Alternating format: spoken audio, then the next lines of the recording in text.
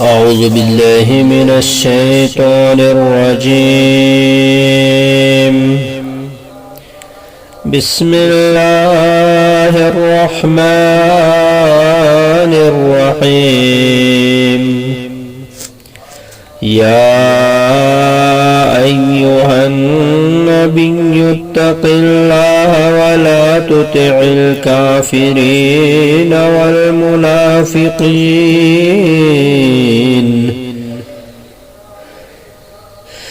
إن الله كان عليما حكيما. واتبع ما يوحى إليك من ربك إن الله كان بما تعملون خبيرا. وتوكل على الله وكفى بالله وكيلا. ما جعل الله لرجل من قلبين في جوفه وما جعل أزواجكم اللائي تظاهرون وما جعل أزواجكم اللائي تظاهرون منهن أمهاتكم وما جعل أدعياءكم أبناءكم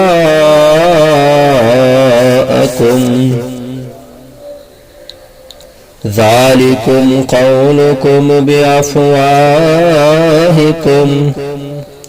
والله يقول الحق وهو يهدي السبيل. ادعوهم لآبائهم هو أقسط عند الله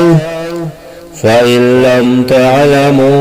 آباءهم فإخوانكم في الدين ومواليكم وليس عليكم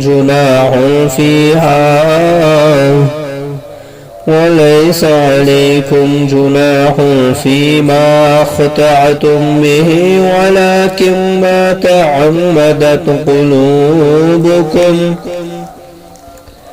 وكان الله غفورا رحيما. النبي أولى بالمؤمنين من أنفسهم وأزواجه أمهاتهم وأولو الأرحام بعضهم أولى ببعض في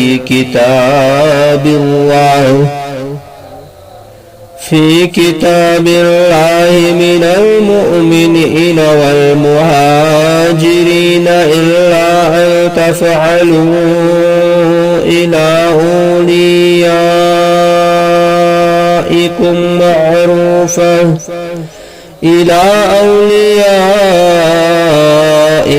معروفا كان ذلك في الكتاب مسطورا. وإذا أخذنا من النبيين ميثاقهم ومنك ومن نوح وإبراهيم وموسى وعيسى ابن مريم وأخذنا منهم ميثاقا غليظا ليسأل الصادقين عن صدقهم وأعد للكافرين عذابا أليما. شروع اللہ کے نام سے جو رحمان اور رحیم ہے۔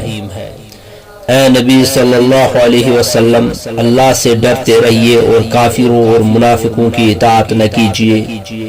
بے شک اللہ سب کچھ جاننے والا خوب حکمت والا ہے، اور اس کا اتباع کیجیے جو آپ کے رب کی طرف سے آپ پر وحی کی جاتی ہے، بے شک تم جو کچھ کرتے ہو اللہ اس سے خوب باخبر ہے۔ اور آپ اللہ پر توکل کیجئے اور اللہ بطور کارساز کافی ہے۔ اللہ نے کسی شخص کے سینے میں دو دل نہیں رکھے اور تم اپنی جن بیویوں کو ماں کہہ دیتے ہو انہیں اللہ نے تمہاری حقیقی مائیں نہیں بنایا، اور نہ اس نے تمہارے لے پالے کے منہ بولے بیٹوں کو تمہارے حقیقی بیٹے بنایا۔ یہ تو تمہارے اپنے منہ کی باتیں ہیں، اور اللہ حق بات کہتا ہے اور وہی سیدھا راستہ دکھاتا ہے۔ ان لے پالکوں کو ان کے حقیقی باپوں کی نسبت سے پکارو، اللہ کے نزدیک یہ بہت انصاف کی بات ہے۔ پھر اگر تمہیں ان کے باپوں کا علم نہ ہو تو وہ تمہارے دینی بھائی ہیں، وہ تمہارے دوست ہیں، اور اس معاملے میں تم بھول چوک جاؤ تو اس میں تم پر کوئی گناہ نہیں، لیکن تمہارے دل جس بات کا عزم کر لیں تو وہ گناہ ہے، اور اللہ بہت بخشنے والا بڑا رحم کرنے والا ہے۔ نبی مومنوں پر خود ان سے بھی زیادہ حق رکھنے والے ہیں، اور نبی کی بیویاں ان کی مائیں ہیں، اور رشتہ دار اللہ کی کتاب کی روح سے دوسرے مومنین اور مہاجرین کی نسبت آپس میں ترکے کے زیادہ حقدار ہیں، مگر تم اپنے دوستوں سے کوئی بھلائی کرنا چاہو تو کر سکتے ہو، یہ کتاب الہی میں لکھا ہوا ہے۔ اور اے نبی صلی اللہ علیہ وسلم یاد کریں جب ہم نے تمام نبیوں سے ان کا عہد لیا، اور آپ سے بھی، اور نوح اور ابراہیم اور موسیٰ اور عیسیٰ ابن مریم سے بھی، اور ان سے ہم نے پختہ عہد لیا تاکہ اللہ سچوں سے ان کی سچائی کے متعلق پوچھے، اور اس نے کافروں کے لیے دردناک عذاب تیار کر رکھا ہے۔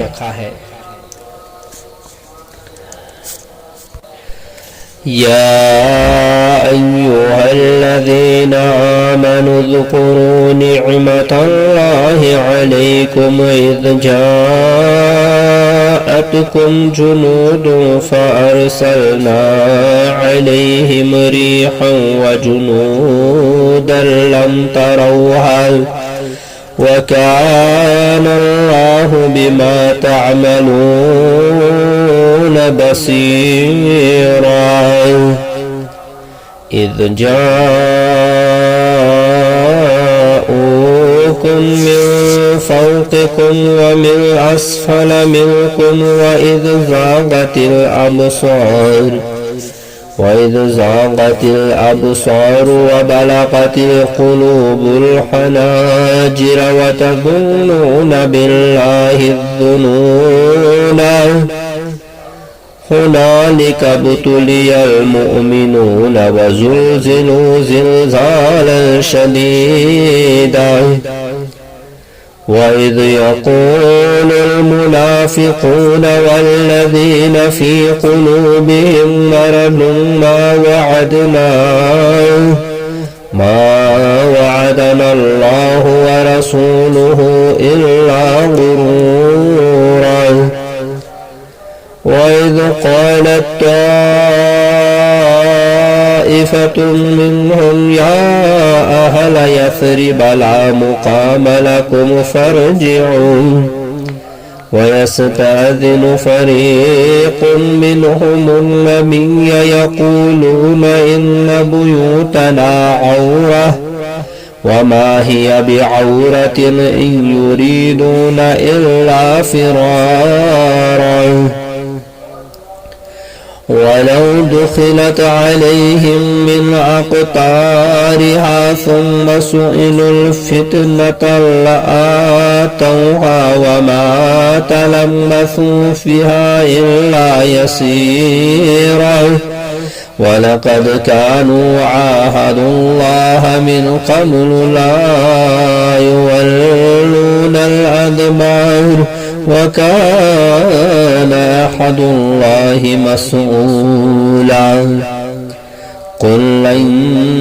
ينفعكم الفرار إن فررتم من الموت أو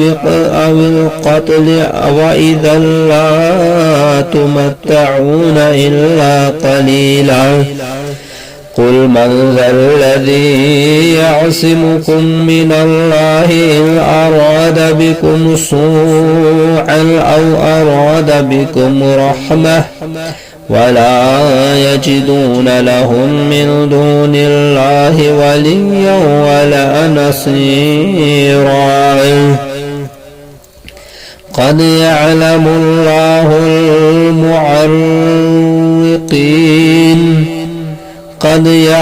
الله المعوقين منكم والقائلين لإخوانكم هلم إلينا ولا يأتون البأس إلا قليلا أشحة عليكم فإذا جاء الخوف رأيتهم ينظرون إليك تدور أعينهم كالذي يغشى عليه من الموت فإذا ذهب الخوف سلقوكم بألسنة حداد أشحة على الخير أولئك لم يؤمنوا فأحبط الله أعمالهم وكان ذلك على الله يسيرا يحسبون الأحزاب لم يذهبوا وإن يأتي الأحزاب يودوا لو أنهم بادون في الأعراب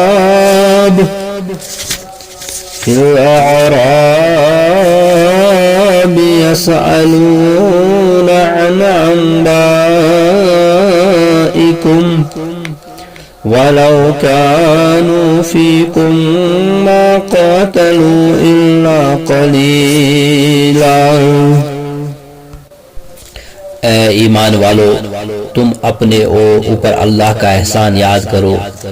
جب تم پر کفار کے لشکر چڑھائے تھے، پھر ہم نے ان پر آندھی اور فرشتوں کے ایسے لشکر بھیجے جنہیں تم نے دیکھا نہیں، اور تم جو عمل کرتے ہو اللہ اسے خوب دیکھ رہا ہے. جب دشمن تم پر تمہارے اوپر سے اور تمہارے نیچے سے چڑھائے اور جب آنکھیں پسرا گئیں اور کلیجے منہ کو آ گئے اور تم اللہ کے بارے میں طرح طرح کے گمان کرنے لگے، وہاں مومن آزمائے گئے اور شدت سے ہلا مارے گئے.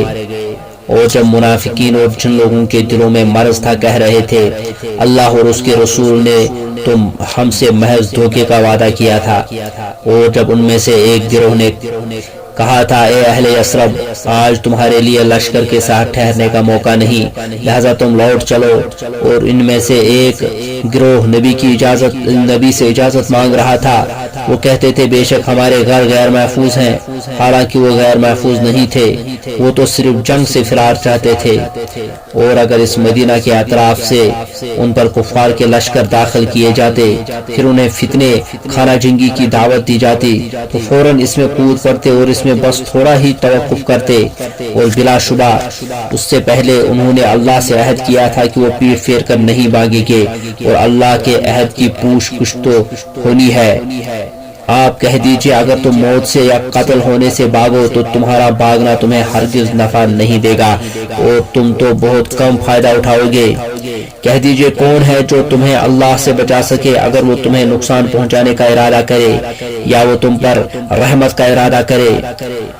اور وہ اللہ کے سوا اپنے لیے نہ کوئی حمایتی پائیں گے اور نہ کوئی مددگار. بے شک اللہ انہیں جانتا ہے جو تم میں سے جہاد میں رکاوٹیں ڈالنے والے ہیں، اور انہیں بھی جو اپنے بھائیوں سے کہتے ہیں ہمارے پاس آ جاؤ، اور وہ جنگ میں کم ہی شریک ہوتے ہیں، اس حال میں کہ وہ تمہارا ساتھ دینے میں سخت بخیل ہیں. چنانچہ جب خوف کا وقت آئے تو آپ انہیں دیکھتے ہیں کہ وہ یوں آنکھیں گما کر آپ کی طرف دیکھتے ہیں جیسے وہ شخص جس پر موت کی غشی طاری ہو. پھر جب خطرہ دور ہو جائے تو مال غنیمت کی انتہائی حریص بن کر سامنے تیز زبانیں چلانے لگتے ہیں. یہ لوگ ایمان لائے ہی نہیں ہے، لہذا اللہ نے ان کے اعمال ضائع کر دیے، اور یہ اللہ کے لیے نہایت آسان ہے. وہ سمجھتے ہیں کہ ابھی تک لشکر گئے نہیں، اور اگر یہ لشکر چڑھائیں تو وہ تمنا کرتے ہیں کاش وہ صحرا نشین دیہاتیوں میں جا بسے ہوتے اور وہاں تمہاری خبریں دریافت کیا کرتے، اور اگر تم میں موجود ہوتے تو دشمن سے لڑائی میں کم ہی حصہ لیتے۔ لقد كان لكم في رسول الله أسوة حسنة لمن كان يرجو الله واليوم الآخر وذكر الله كثيرا ولما رأى المؤمنون الأحزاب قالوا هذا ما وعدنا الله ورسوله وصدق الله ورسوله وما زادهم إلا إيمانا وتسليما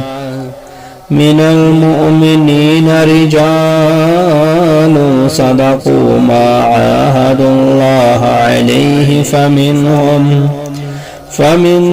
من قضى نحبه ومنهم من ينتظر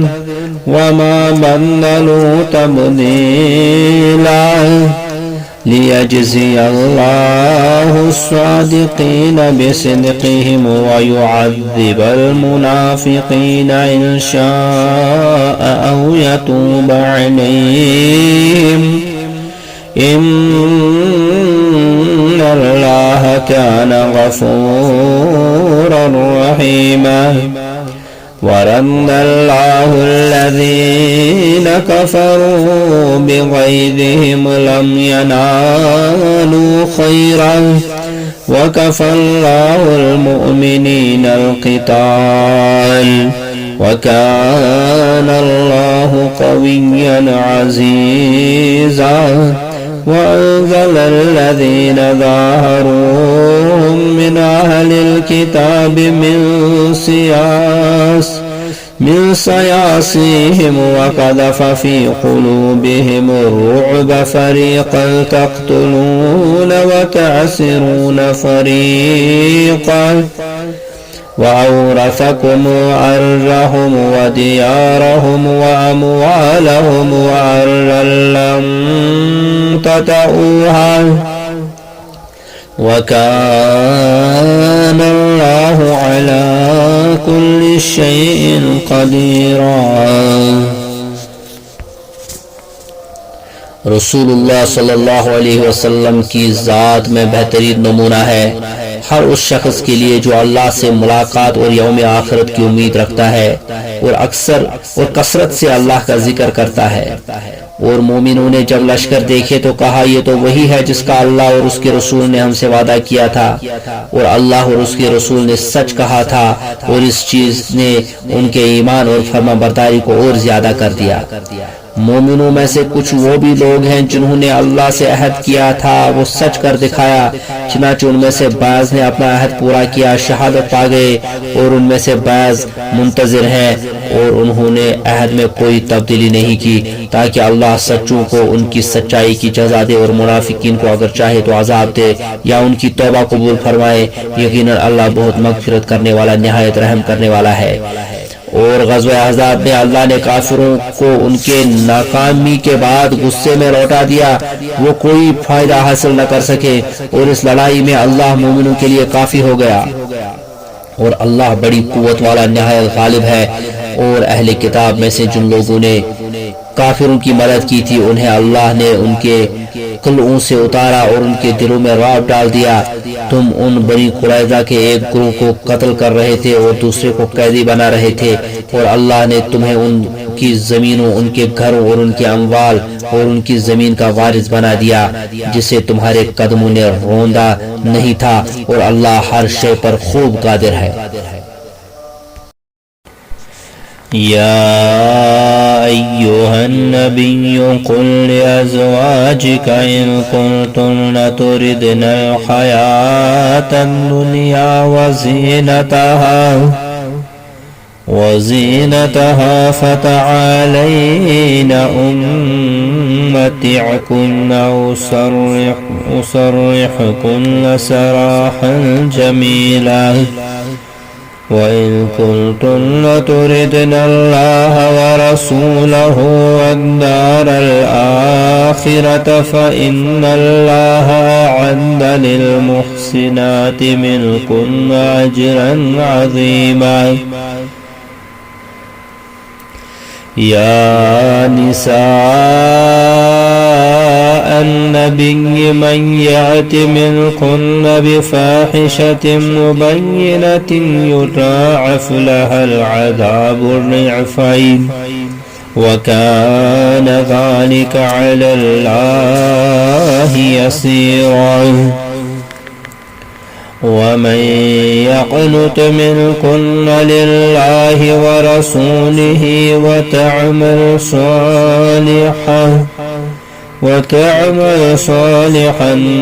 نؤتها أجرها مرتين وأعتدنا لها رزقا كريما. يا نساء النبي لستن كأحد من النساء إن اتقيتن فلا تخضعن بالقول فيطمع الذي في قلبه مرض وقلن قولا معروفا. وقرن في بيوتكن ولا تبرجن تبرج الجاهلية الأولى وأقمن الصلاة وآتينا الزكاة وآتينا الله ورسوله وأطعنا الله ورسوله إنما يريد الله ليذهب عنكم الرجس أهل البيت ويطهركم تطهيرا. واذكرن ما يتلى في بيوتكن من آيات الله والحكمة إن الله كان لطيفا خبيرا.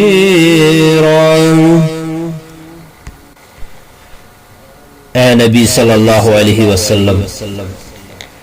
اپنی بیویوں سے کہہ دیجئے اگر تم دنیا کی زندگی اور اس کی زینت چاہتی ہو تو آؤ میں تمہیں کچھ سامان دوں اور تمہیں بھلے طریقے سے رخصت کر دوں، اور اگر تم اللہ اور اس کے رسول اور آخرت کے گھر کو چاہتی ہو تو اللہ نے تم میں سے نیک کام کرنے والیوں کے لیے اجر عظیم تیار کر رکھا ہے۔ اے نبی کی بیویوں، تم میں سے جو کوئی کھلی بے حیائی کا ارتکاب کرے اسے دوہرا عذاب دیا جائے گا، اور اللہ کے لیے یہ نہایت آسان ہے۔ اور تم میں سے جو اللہ اور اس کے رسول کی فرمانبرداری کرے اور نیک عمل کرے تو ہم اسے اس کا اجر و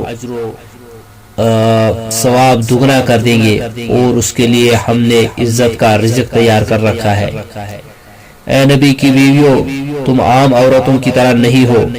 اگر تم تقوی اختیار کرتی ہو تو کسی بھی غیر محرم سے نزاکت سے نرم ملائم لہجے سے بات نہ کیا کرو، پھر وہ شخص جس کے دل میں روگ ہو طمع کرنے لگے، اور تم معقول بات کہا کرو، اور تم اپنے گھروں میں ٹک کر رہو، اور گزشتہ دور جاہلیت کی زیب و زینت کی نمائش کے مانند اپنی زیب و زینت کی نمائش نہ کرتی پھرو، اور نماز قائم کرو اور زکوٰۃ دو، اور اللہ اور اس کے رسول کی اطاعت کرو۔ اے اہل بیت، بس اللہ تو چاہتا ہے کہ وہ تم سے ناپاکی دور کرے اور تمہیں خوب پاک کر دے، اور تمہارے گھروں میں جو اللہ کی آیات اور حکمت کی باتیں پڑھی جاتی ہیں وہ یاد کرو، یقیناً وہ نہایت باریک بین خوب باخبر ہے۔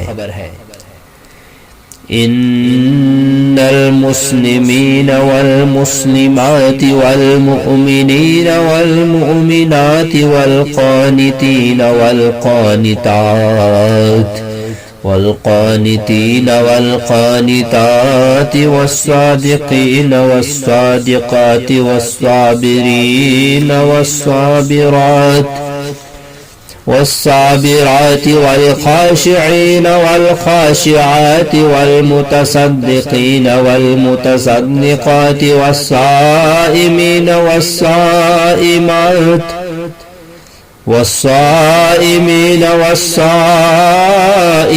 والحافظين فروجهم والحافظات والذاكرين الله كثيرا والذاكرات أعد الله لهم مغفرة وأجرا عظيما وما كان لمؤمن ولا مؤمنة إلا قضى الله ورسوله أمرا أن يكون لهم الخيرة من أمرهم ومن يعص الله ورسوله فقد ضل ضلالا مبينا وإذ تقول للذي أنعم الله عليه وأنعمت عليه أمسك عليه زوجك واتق الله وتخفي في نفسك ما الله مبديه وتخشى الناس والله أحق أن تخشاه فلما قضى زيد منها وترا زوجناكها لكي لا يكون على المؤمنين حرج في أزواج أدعيائهم إذا قضوا منهن وترا وكان أمر الله مفعولا ما كان على النبي من حرج فيما فرض الله له سنة الله في الذين خلوا من قبل وكان أمر الله قدرا مقدورا الذين يبلغون رسالات الله ويخشونه ولا يخشون أحدا إلا الله وكفى بالله حسيبا ما كان محمد أبا أحد من رجالكم ولكن رسول الله وخاتم النبيين وكان الله بكل شيء عليما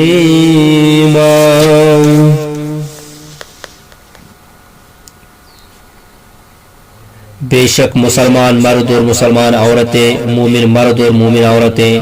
فرما بردار مرد اور فرما بردار عورتیں، سچے مرد اور سچی عورتیں، صابر مرد اور صابر عورتیں، عاجزی کرنے والے مرد اور عاجزی کرنے والی عورتیں، صدقہ دینے والے مرد اور صدقہ دینے والی عورتیں، اور روزہ دار مرد اور روزہ دار عورتیں، اپنی شرمگاہوں کی حفاظت کرنے والے مرد اور حفاظت کرنے والی عورتیں، اور اللہ کا بکثرت ذکر کرنے والے مرد اور ذکر کرنے والی عورتیں، ان سب کے لیے اللہ نے مغفرت اور اجر عظیم تیار کر رکھا ہے۔ اور کسی مومن مرد اور کسی مومن عورت کو یہ حق نہیں کہ جب اللہ اور اس کا رسول کسی معاملے میں فیصلہ کر دیں تو ان کے لیے اپنے معاملے میں ان کا کوئی اختیار باقی رہے، اور جو اللہ اور اس کے رسول کی نافرمانی کرے تو یقیناً کھلی گمراہی میں جا پڑا۔ اور اے نبی علیہ السلام یاد کریں جب آپ اس شخص زید بن حارثہ سے جس پر اللہ نے انعام کیا اور آپ نے بھی انعام کیا تھا کہہ رہے تھے کہ تو اپنی بیوی زینب کو اپنے پاس رکھ اور اللہ سے ڈر، اور اپنے دل میں وہ بات لے پالک کی متعلقہ نکاح چھپاتے تھے جسے اللہ ظاہر کرنا چاہتا تھا، اور آپ لوگوں سے ڈرتے تھے حالانکہ اللہ زیادہ حقدار ہے، آپ اس سے ڈرے۔ پھر جب زید نے اس سے اپنی حاجت پوری کر لی تو ہم نے اس کا نکاح آپ سے کر دیا تاکہ مومنوں کے لیے اپنے منہ بولے بیٹوں کی بیویوں سے نکاح میں کوئی حرج نہ رہے جب وہ ان سے اپنی حاجت پوری کر لے، اور اللہ کا حکم تو پورا ہو کر ہی رہتا ہے، اور اے نبی صلی اللہ علیہ وسلم، اور نبی صلی اللہ علیہ وسلم کے لیے اس بات میں کوئی حرج نہیں جو اللہ نے مقرر کر دی ہے۔ جو لوگ انبیاء پہلے گزر چکے ہیں ان میں بھی اللہ کا طریقہ یہی رہا ہے، اور اللہ کا حکم ایک طے شدہ فیصلہ ہوتا ہے۔ وہ انبیاء جو اللہ کے پیغام پہنچاتے تھے اور اس سے ڈرتے تھے اور اس کے سوا کسی سے نہیں ڈرتے تھے، اور اللہ حساب لینے والا کافی ہے۔ محمد صلی اللہ علیہ وسلم تمہارے مردوں میں سے کسی کے باپ نہیں ہے، لیکن وہ اللہ کے رسول اور خاتم النبیین ہے، اور اللہ ہر شے کو خوب جاننے والا ہے۔ يا أيها الذين آمنوا اذكروا الله ذكرا كثيرا وسبحوه بكرة وأصيلا هو الذي يصلي عليكم وملائكته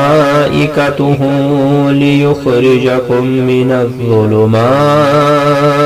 إلى النور وكان بالمؤمنين رحيما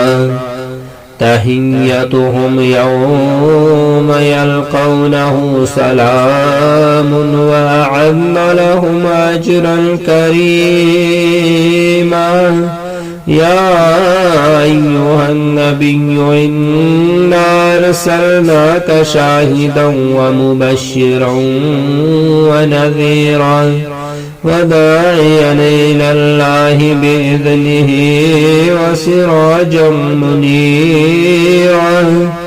وبشر المؤمنين بأن لهم من الله فضلا كبيرا ولا تطع الكافرين والمنافقين ودع أذاهم وتوكل على الله وكفى بالله وكيلا يا أيها الذين آمنوا إذا نكحتم المؤمنات ثم طلقتموهن من قبل أن تمسوهن فما لكم عليهن من عدة تعتدونها فمتعوهن وسرحوهن سراحا جميلا يا أيها النبي إنا أحللنا لك أزواجك اللاتي آتيت أجورهن وما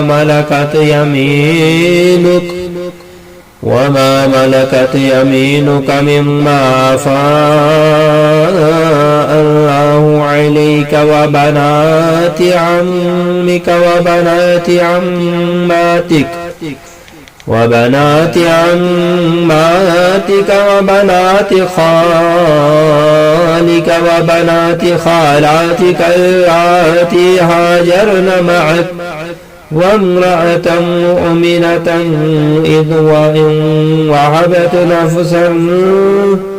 وهبت نفسها للنبي إن أراد النبي أن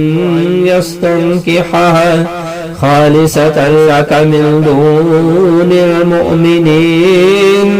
قد علمنا ما فرضنا عليهم في أزواجهم وما ملكت أيمانهم لكي لا يكون عليك حرج وكان الله غفورا رحيما ترجي من تشاء منهن وتؤوي إليك من تشاء ومن ابتغيت ممن عزلت فلا جناح عليك ذلك أدنى أن تقر أعينهن ولا يحزن يرين بما آتيتهن كلهن والله يعلم ما في قلوبكم وكان الله عليما حليما لا يحل لك النساء من بعد ولا أن تبدل بهن من أزواج ولو أعجبك حسنهن إلا ما ملكت يمينك وكان الله على كل شيء رقيبا۔ اے ایمان والو، تم کثرت سے اللہ کو یاد کرو اور تم صبح شام اس کی تسبیح بیان کرو۔ وہی ہے جو تم پر رحمت بھیجتا ہے اور اس کے فرشتے رحمت کی دعا کرتے ہیں تاکہ وہ تمہیں اندھیروں سے روشنی کی طرف نکال لائے، اور اللہ مومنوں پر بہت رحم کرنے والا ہے۔ جس دن وہ اللہ سے ملیں گے تو ان کے لیے دعا ہوگی سلام، اور اللہ نے ان کے لیے عزت والا اجر تیار کر رکھا ہے۔ اے نبی صلی اللہ علیہ وسلم، بلا شبہ ہم نے آپ کو گواہی دینے والا، بشارت دینے والا اور ڈرانے والا بنا کر بھیجا ہے، اور اللہ کے حکم سے اس کی طرف دعوت دینے والا اور روشن چراغ بنا کر بھیجا۔ اور مومنوں کو اس بات کی بشارت دے دیجئے کہ بے شک ان کے لیے اللہ کی طرف سے بہت بڑا فضل ہے، اور کافروں اور منافقوں کی اطاعت نہ کیجیے اور ان کی اذا رسانی نظر انداز کر دیجیے، اور اللہ پر توکل کیجیے، اور اللہ کا ارشاد کافی ہے۔ اے ایمان والو، جب تم مومن عورتوں سے نکاح کرو پھر انہیں چھوڑنے سے پہلے ان کو طلاق دے دو تو تمہارے لیے ان پر کوئی عدت نہیں ہے، تم اس عدت کو شمار کرو، لہذا تم انہیں کچھ دے دلا کر نہایت اچھے طریقے سے رخصت کرو۔ اے نبی صلی اللہ علیہ وسلم، بے شک ہم نے آپ کے لیے آپ کی وہ بیویاں حلال کرتی ہیں جن کے مہر آپ نے ادا کر دیے، اور وہ کنیزیں بھی جو آپ کی ملکیت ٹھہری۔ ان کنیزوں میں سے جو اللہ نے آپ کو غنیمت میں دی، اور آپ کے چچا کی بیٹیاں اور آپ کی پھوپھیوں کی بیٹیاں اور آپ کے ماؤں کی بیٹیاں اور آپ کی خالاؤں کی بیٹیاں جنہوں نے آپ کے ساتھ ہجرت کی، اور مومن عورتیں بھی اگر وہ اپنے آپ کو نبی کے لیے وقف کر دے اور نبی یہ ارادہ کرے کہ اسے اپنے نکاح میں لے آئے، جب یہ اجازت دوسرے مسلمانوں کے سوا خاص آپ کے لیے ہے۔ ہم خوب جانتے ہیں کہ جو کچھ ہم نے ان مومنوں پر ان کی بیویوں اور ان کی لونیوں کے بارے میں فرض کیا ہے، آپ کے لیے ازواج کی حلت اس لیے ہے کہ آپ پر کوئی تنگی نہ رہے، اور اللہ بہت بخشنے والا نہایت رحم کرنے والا ہے۔ آپ اپنی بیویوں میں سے جسے چاہیں اپنے سے الگ رکھیں اور جسے چاہیں اپنے پاس جگہ دیں، اور جنہیں آپ نے الگ رکھا ان میں سے بھی جسے بھی آپ اپنے پاس رکھنا چاہیں تو بھی آپ پر کوئی گناہ نہیں۔ یہ اختیار والی بات کے زیادہ قریب ہے کیا ان کی آنکھیں ٹھنڈی ہو اور وہ غمگین نہ ہو، اور جو کچھ آپ انہیں دے وہ اس سب پر راضی ہوں، اور اللہ جانتا ہے جو کچھ تمہارے دلوں میں ہے، اور اللہ خوب جاننے والا ہے، نہایت حلم والا ہے۔ اور ان کے بعد آپ کے لیے اور عورتیں حلال نہیں، اور نہ یہ جائز ہے کہ آپ ان موجودہ بیویوں کی جگہ اور بیویاں بدل لیں، اگرچہ ان کا حسن آپ کو اچھا لگے، سوائے ان لونیوں کے جو آپ کی ملکیت ٹھہرے، اور اللہ ہر چیز پر خوب نگہبان ہے۔ يا أيها الذين آمنوا لا تدخلوا بيوت النبي إلا أن يؤذن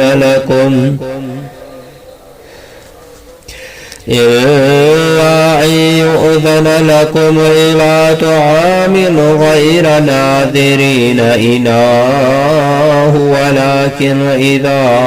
دعيتم فادخلوا فإذا طعمتم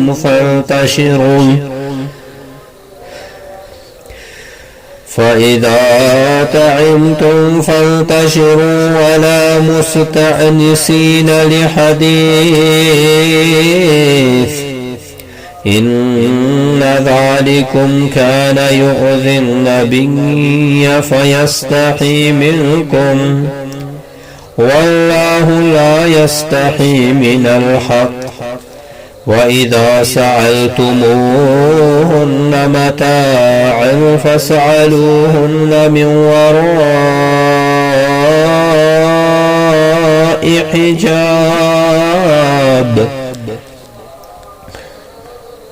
ذَلِكُمْ أَطْهَرُ لِقُلُوبِكُمْ وَقُلُوبِهِنَّ وما كان لكم أن تؤذوا رسول الله ولا أن تنكحوا أزواجه من بعده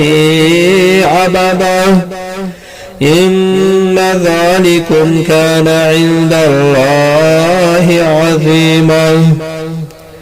إن تبدوا شيئا أو تخفوه فإن الله كان بكل شيء عليما لا جناح عليهن في آبائهن ولا أبنائهن ولا إخوانهن ولا أبناء إخوانهن ولا أبناء إخوانهن ولا أبناء أخواتهن ولا نسائهن ولا ما ملكت أيمانهن واتقين الله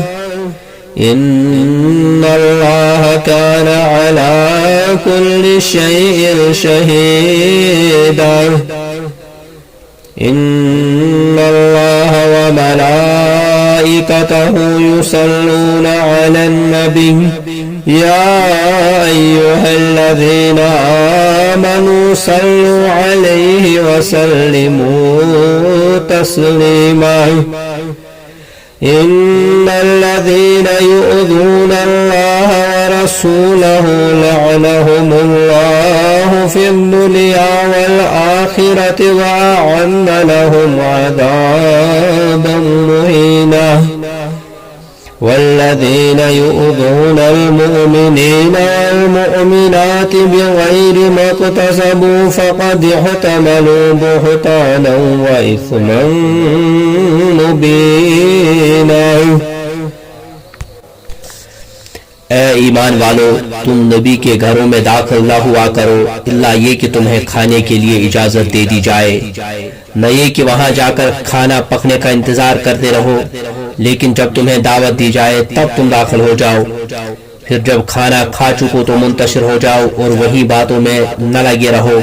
بلا شبہ تمہاری یہ روش نبی علیہ السلام کو تکلیف دیتی ہے، چنانچہ وہ تم سے شرماتے ہیں اور اللہ حق بات سے نہیں شرماتا، اور جب تم ان ازواج نبی سے کوئی چیز مانگو تو پردے کے پیچھے سے مانگو، یہ بات تمہارے دلوں اور ان کے دلوں کے لیے زیادہ پاکیزہ ہے، اور تمہارے لیے یہ جائز نہیں کہ تم اللہ کے رسول کو ایذا دو، اور نہ یہ جائز ہے کہ تم اس کی وفات کے بعد اس کی بیویوں سے نکاح کرو، بے شک تمہارا یہ فعل اللہ کے نزدیک بہت بڑا گناہ ہے، اگر تم کوئی چیز ظاہر کر دو یا اسے چھپاؤ تو بلا شبہ اللہ ہر چیز کو خوب جاننے والا ہے۔ عورتوں پر اپنے باپوں اور اپنے منہ بولے، اپنے باپوں اور اپنے بیٹوں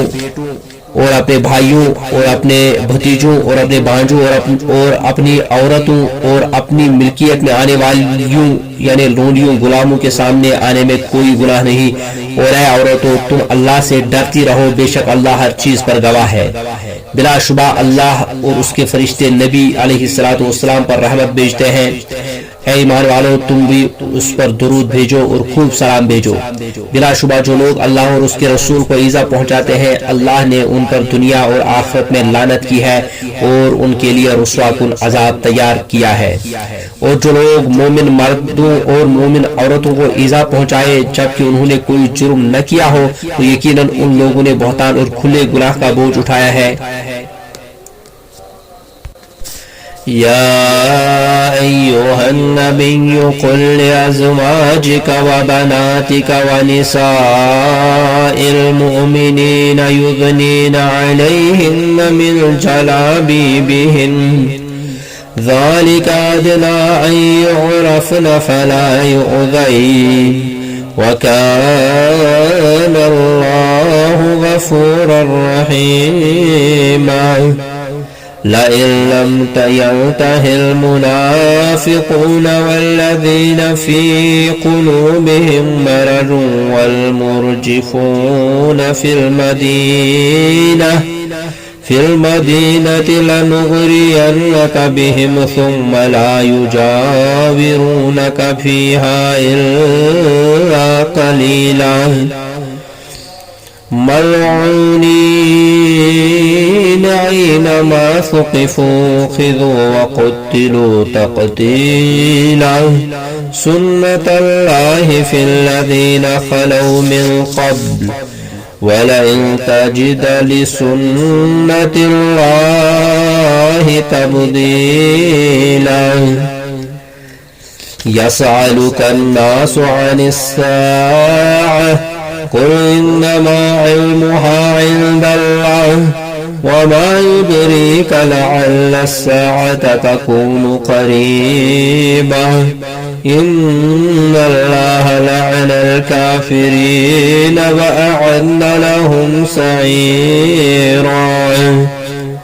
خالدين فيها أبدا لا يجدون وليا ولا نصيرا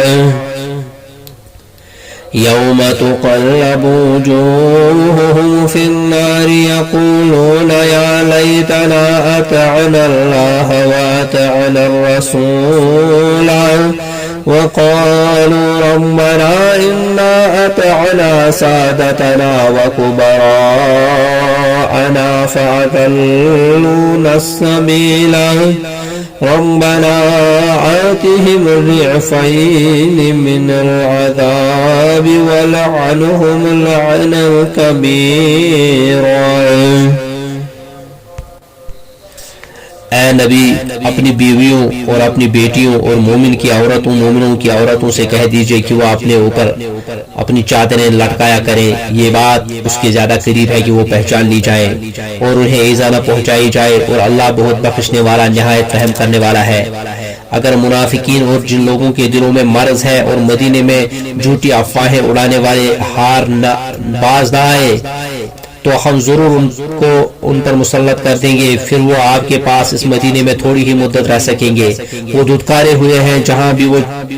پائے جائیں پکڑ لیے جائیں گے اور بری طرح قتل کر دیے جائیں گے۔ جو لوگ پہلے گزر چکے ہیں ان میں بھی اللہ کا طریقہ یہی رہا ہے،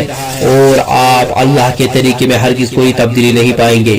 لوگ آپ سے قیامت کے بارے میں پوچھتے ہیں، کہہ دیجئے اس کا علم تو بس اللہ ہی کے پاس ہے، آپ کو کیا خبر، شاید قیامت قریب ہی ہو۔ بلا شبہ اللہ نے کافروں پر لعنت کی ہے اور ان کے لیے خوب بھڑکتی ہوئی آگ تیار کر رکھی ہے، وہ اس میں ہمیشہ ابد تک رہیں گے اور اپنا کوئی دوست اور کوئی مددگار نہ پائیں گے۔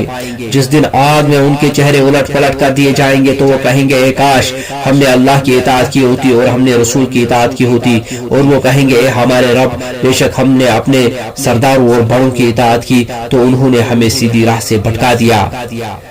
اے ہمارے رب ان کو دگنا عذاب دے اور ان پر بڑی سخت اور زیادہ لعنت کر۔ يا أيها الذين آمنوا لا تكونوا كالذين آذوا موسى فبرأه الله مما قالوا وكان عند الله وجيها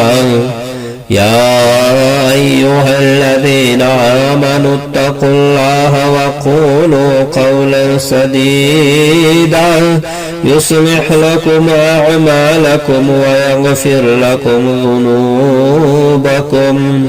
ومن يطع الله ورسوله فقد فاز فوزا عظيما إنا عرضنا الأمانة على السماوات والأرض والجبال فأبين أن يحملنها وأشفقن منها وحملها